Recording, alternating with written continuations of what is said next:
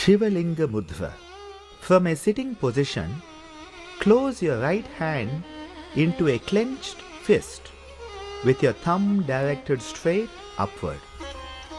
The left hand is kept palm upright with the thumb at a 90-degree angle to the hand. Place your right hand on the left and bring both hands in front of the navel area. Close your eyes and contemplate the meaning of this mudra.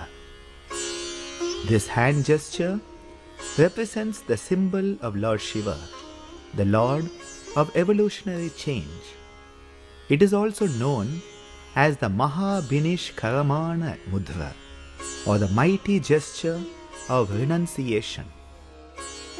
After you have held the mudra for a comfortable period of time, relax your hands back to your thighs and sit quietly to absorb the higher energies of evolutionary change and renunciation that will start to flow through your entire system.